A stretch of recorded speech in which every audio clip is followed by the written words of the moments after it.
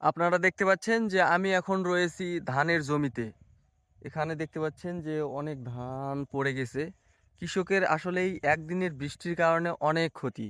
ক্ষতি এবং লাভ। ক্ষতি হচ্ছে 80%, লাভ হচ্ছে 20%। যে ক্ষতি লাভ সম্পর্কে বোঝে, বৃষ্টির কারণে যে ক্ষতি হয়েছে বা লাভ হয়েছে, যে কৃষক বোঝে সেই কৃষক ভিডিও থেকে দূরে থাকবেন। আর যারা জানে না তাদের জানানোর জন্য ভিডিওটা ওপেন করছি। তো ঘটনা হচ্ছে, আপনাদের বলছি যে 80% ক্ষতি আর 20% লাভ কিভাবে। আপনারা দেখেন, 20% লাভের কথা আগে বলি। লাভটা হচ্ছে যাদের উঁচু জমি, যাদের ভিয়ে এখনো পর্যন্ত জল দেওয়া হয়নি, সেচ দেওয়া হয়নি, তাদের জন্য কিন্তু আসলে ভালো, মানে তাদের জন্যে খুবই ভালো। 20% এরকম জমি 20% আছে, যেগুলো উঁচু, যেগুলোতে পানি দেওয়া আসলেই খুবই সমস্যা, বা মোটরের কিয়া লাইন খুবই সমস্যা। তো তাদের জন্য কিন্তু প্লাস পয়েন্ট ভালো একটা বিষয় এই বৃষ্টি।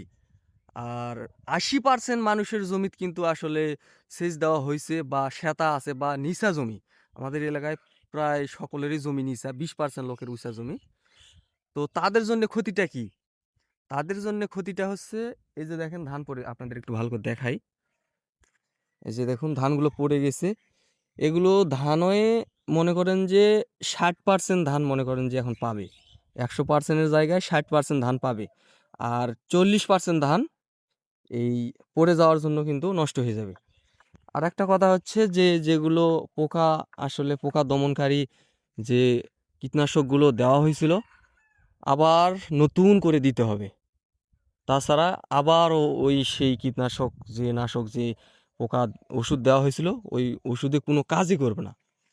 তো দুই নাম্বার সমস্যা। তিন নম্বর সমস্যা হচ্ছে পাট বেশি খরচ হবে। 4 নম্বর সমস্যা হচ্ছে খ্যার যেগুলো রয়েছে, এই যে দেখেন শুয়ে পড়ছে, এই খ্যারগুলো আসলে মানে পাওয়া যাবে না আর কি। মানে পাওয়া গেলেও গরুকে যে খাওয়ানোর মতো পরিবেশটা থাকবে না।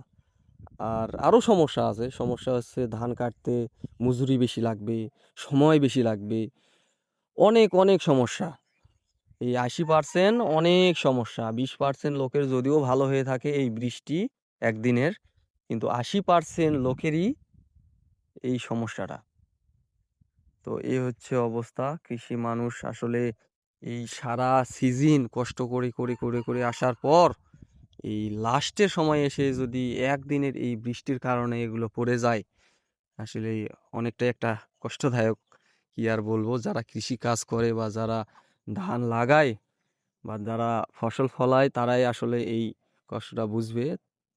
আর যারা চাকরি বাকরিতে করে তারা আর কি বুঝবে, কিনে খায়, ফসল ফলানোর কষ্ট তো তারা বুঝবে না। তো ঠিক আছে, যারা শেষ পর্যন্ত ভিডিওটা দেখছেন তাদেরকে অসংখ্য ধন্যবাদ।